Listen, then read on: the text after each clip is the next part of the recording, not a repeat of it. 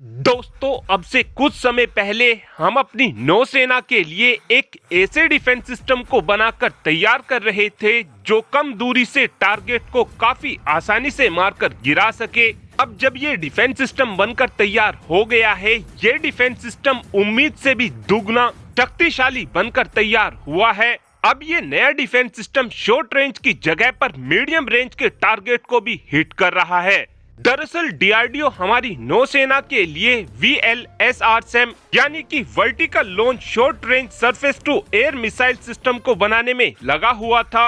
इस defence system को specially हम ब्राक 1 डिफेंस सिस्टम को रिप्लेस करने के लिए बना रहे थे। इस डिफेंस सिस्टम को डीआरडीओ ने काफी तेजी से बनाकर तैयार कर लिया है। डीआरडीओ ने इस VLSRSAM को अस्त्र मिसाइल के बेसिस पर बनाया है, जिस कारण इस डिफेंस सिस्टम का डेवलपमेंट बहुत ही ज्यादा तेजी से हो गया है।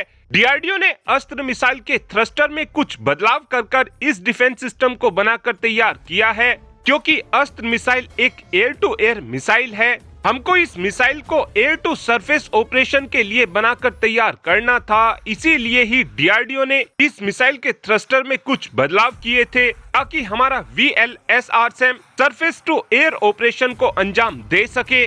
जिस समय डीआरडीओ ने vertical launch short range surface to air missile system को बनाना शुरू किया था, उस समय टारगेट ये रखा गया था कि हमारे VLSRSAM की रेंज 20 किलोमीटर से 40 किलोमीटर के बीच होगी और इस VLSRSAM को हम अपने फ्रंट लाइनर वॉरशिप में शॉर्ट रेंज के टारगेट को मार गिराने के लिए बना रहे थे, क्योंकि इस समय हम अपने फ्रंट लाइनर वॉरशिप में वेरी शॉर्ट रेंज के टारगेट को हिट करने के लिए ब्राक 1 डिफेंस सिस्टम का इस्तेमाल करते हैं, जिसकी रेंज आधे किलोमीटर से 12 किलोमीटर के बीच है और ब्राक 1 डिफेंस सिस्टम 18,000 फीट पर उड़ रहे किसी भी ड्रोन या फिर किसी भी मिसाइल को आसानी से मारकर गिरा सकता है। और इस डिफेंस सिस्टम को रिप्लेस करने के लिए ही हम VLSRSAM को बना रहे थे। जिस समय हमने अपने VLSRSAM की टेस्टिंग शुरू की, उस समय हमारे VLSRSAM ने उम्मीद से बढ़कर परफॉर्मेंस दी थी। इस बात की जानकारी हमारी डिफेंस मिनिस्ट्री की ईयर एंड रिव्यू रिपोर्ट में दी गई थी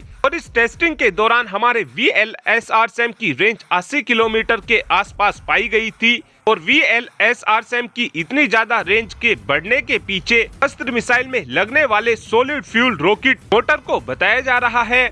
VLSRSAM में जो हमने फिन्स का इस्तेमाल किया है, वो भी हमने quick reaction surface to air missile system से लिए हैं, जिस कारण इस डिफेंस सिस्टम की रेंज इतनी ज्यादा बढ़ चुकी है और ये डिफेंस सिस्टम इतना ज्यादा शक्तिशाली हो गया है कि ये शॉर्ट रेंज के टारगेट की जगह पर मीडियम रेंज के टारगेट को हिट कर रहा है। VLSRSAM की रेंज अब इतनी ज्यादा बढ़ चुकी है, आप केवल इसी बात से आइडिया लगा सकते हैं कि हम अपनी फ्रंट लाइनर वॉरशिप में जो प्राइमरी डिफेंस सिस्टम इस्तेमाल करते हैं, जिसको हम MRSAM के नाम से जानते हैं, हमारे VLSRSAM की रेंज लगभग इसके बिल्कुल बराबर हो गई है। और अब इस डिफेंस सिस्टम की रेंज से इंप्रेस होकर डीआरडीओ VLSRSAM के 2 अलग अलग और वर्जन बना रहा है, जिनका इस्तेमाल हमारी एयरफोर्स और आर्मी करने वाली है। और अब आप ही कमेंट कर बता सकते हैं कि क्या हमको अपने VLSRSAM को अपने आने वाली फ्रंट लाइनर वॉरशिप में VLSRSAM को प्राइमरी डिफेंस सिस्टम के तौर पर इस्तेमाल करना चाहिए, हाँ या फिर ना। इस बात का आंसर आप कमेंट बॉक्स में दे सकते हैं। Thanks for watching this video. Have a good day.